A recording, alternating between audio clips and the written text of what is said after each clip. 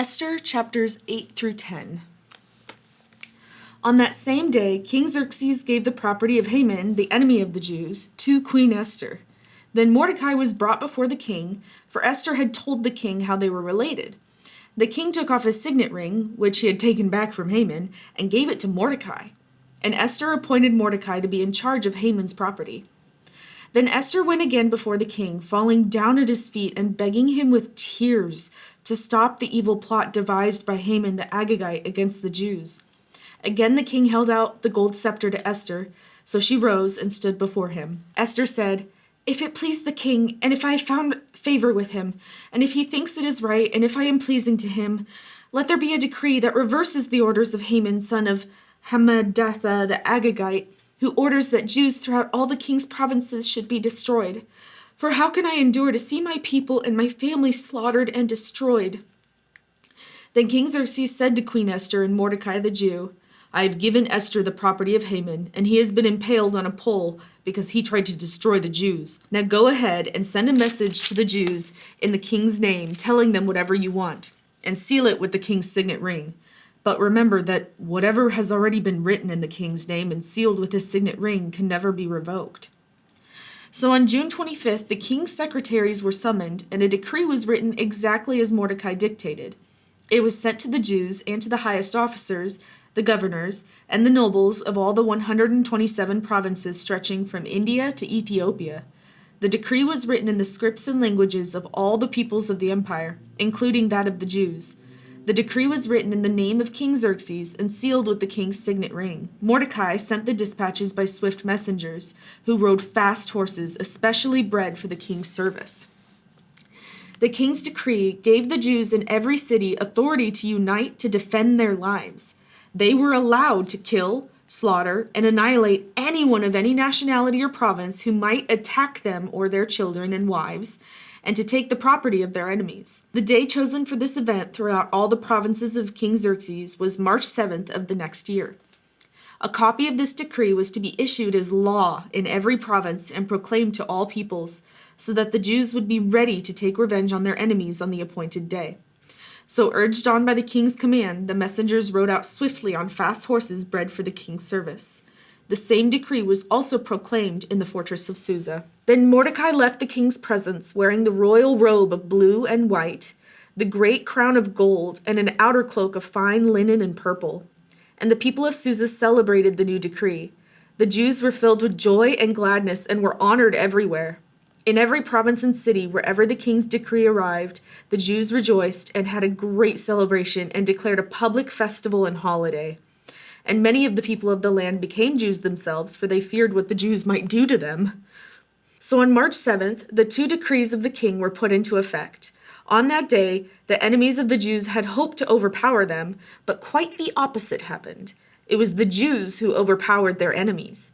The Jews gathered in their cities throughout all the king's provinces to attack anyone who tried to harm them. But no one could make a stand against them, for everyone was afraid of them. And all the nobles of the provinces, the highest officers, the governors, and the royal officials helped the Jews for fear of Mordecai. For Mordecai had been promoted in the king's palace, and his fame spread throughout all the provinces as he became more and more powerful. So the Jews went ahead on the appointed day and struck down their enemies with the sword. They killed and annihilated their enemies and did as they pleased with those who hated them. In the fortress of Susa itself, the Jews killed 500 men. They also killed Parshandatha, Dalphon, Aspatha, Paratha, Adaliah, Aridatha, Parmashta, Arisai, Aradai, Vezitha, the 10 sons of Haman, son of Hammedatha, the enemy of the Jews. But they did not take any plunder. That very day, when the king was informed of the number of people killed in the fortress of Susa, he called for Queen Esther. He said, "The Jews have killed 500 men in the fortress of Susa alone, as well as Haman's 10 sons. If they have done that here, what has happened in the rest of the provinces? But now, what more do you want? It will be granted to you. Tell me, and I will do it." Esther responded, "If it please the king, give the Jews in Susa permission to do again tomorrow as they have done today, and let the bodies of Haman's 10 sons be impaled on a pole." So the king agreed, and the decree was announced in Susa, and they impaled the bodies of Haman's 10 sons. Then the Jews at Susa gathered together on March 8th and killed 300 more men, and again they took no plunder. Meanwhile, the other Jews throughout the king's provinces had gathered together to defend their lives. They gained relief from all their enemies, killing 75,000 of those who hated them. But they did not take any plunder. This was done throughout the provinces on March 7th, and on March 8th they rested, celebrating their victory with a day of feasting and gladness. The Jews at Susa killed their enemies on March 7th and again on March 8th, then rested on March 9th, making that their day of feasting and gladness. So to this day, rural Jews living in remote villages celebrate an annual festival and holiday on the appointed day in late winter when they rejoice and send gifts of food to each other. Mordecai recorded these events and sent letters to the Jews near and far throughout all the provinces of King Xerxes, calling on them to celebrate an annual festival on these 2 days. He told them to celebrate these days with feasting and gladness, and by giving gifts of food to each other and presents to the poor. This would commemorate a time when the Jews gained relief from their enemies, when their sorrow was turned into gladness and their mourning into joy. So the Jews accepted Mordecai's proposal and adopted this annual custom. Haman, son of Hammedatha the Agagite, the enemy of the Jews, had plotted to crush and destroy them on the date determined by casting lots. The lots were called Purim. But when Esther came before the king, he issued a decree causing Haman's evil plot to backfire, and Haman and his sons were impaled on a sharpened pole. That is why this celebration is called Purim, because it is the ancient word for casting lots. So because of Mordecai's letter, and because of what they had experienced, the Jews throughout the realm agreed to inaugurate this tradition and to pass it on to their descendants and to all who became Jews. They declared they would never fail to celebrate these 2 prescribed days at the appointed time each year. These days would be remembered and kept from generation to generation and celebrated by every family throughout the provinces and cities of the empire. This festival of Purim would never cease to be celebrated among the Jews, nor would the memory of what had happened ever die out among their descendants. Then Queen Esther, the daughter of Abihail, along with Mordecai the Jew, wrote another letter putting the queen's full authority behind Mordecai's letter to establish the festival of Purim. Letters wishing peace and security were sent to the Jews throughout the 127 provinces of the Empire of Xerxes. These letters established the festival of Purim, an annual celebration of these days at the appointed time, decreed by both Mordecai the Jew and Queen Esther.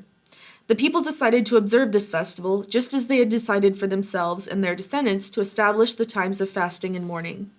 So the command of Esther confirmed the practices of Purim, and it was all written down in the records. King Xerxes imposed a tribute throughout his empire, even to the distant coastlands. His great achievements and the full account of the greatness of Mordecai, whom the king had promoted, are recorded in the book of the history of the kings of Media and Persia. Mordecai the Jew became the prime minister with authority next to that of King Xerxes himself. He was very great among the Jews, who held him in high esteem because he continued to work for the good of his people and to speak up for the welfare of all their descendants. 1 Corinthians 12:27 to 13:13. All of you together are Christ's body, and each of you is a part of it. Here are some of the parts God has appointed for the church. First are apostles, second are prophets, third are teachers, then those who do miracles, those who have the gift of healing, those who can help others, those who have the gift of leadership, those who speak in unknown languages. Are we all apostles? Are we all prophets? Are we all teachers? Do we all have the power to do miracles? Do we all have the gift of healing? Do we all have the ability to speak in unknown languages? Do we all have the ability to interpret unknown languages? Of course not. So you should earnestly desire the most helpful gifts. But now, let me show you a way of life that is best of all. If I could speak all the languages of earth and of angels, but didn't love others, I would only be a noisy gong or a clanging cymbal. If I had the gift of prophecy, and if I understood all of God's secret plans and possessed all knowledge, and if I had such faith that I could move mountains, but didn't love others, I would be nothing. If I gave everything I have to the poor and even sacrificed my body, I could boast about it, but if I didn't love others, I would have gained nothing. Love is patient and kind. Love is not jealous or boastful or proud or rude. It does not demand its own way. It is not irritable and it keeps no record of being wronged. It does not rejoice about injustice, but rejoices whenever the truth wins out. Love never gives up, never loses faith, is always hopeful, and endures through every circumstance. Prophecy and speaking in unknown languages and special knowledge will become useless, but love will last forever. Now our knowledge is partial and incomplete, and even the gift of prophecy reveals only part of the whole picture. But when the time of perfection comes, these partial things will become useless. When I was a child, I spoke and thought and reasoned as a child, but when I grew up, I put away childish things. Now we see things imperfectly, like puzzling reflections in a mirror, but then we will see everything with perfect clarity. All that I know now is partial and incomplete, but then I will know everything completely, just as God now knows me completely. 3 things will last forever: faith, hope, and love. And the greatest of these is love. Psalm 37, 1 through 11. Don't worry about the wicked, or envy those who do wrong. For like grass they soon fade away, like spring flowers they soon wither. Trust in the Lord, and do good. Then you will live safely in the land and prosper.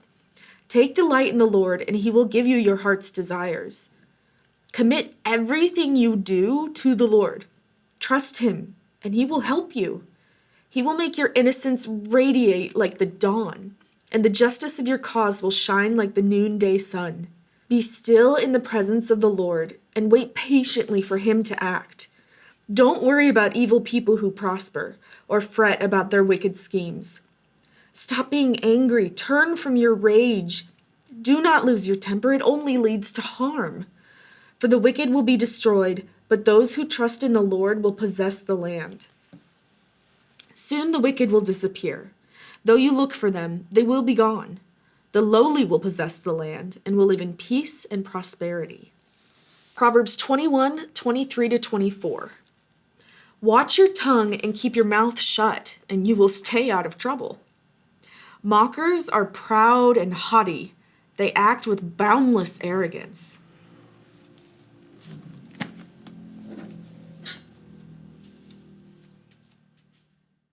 So on March 7th, the 2 degrees of the king's anger, hot and super hot. An annual celebration of these butts. An annual celebration of these butts. I think that's just Halloween.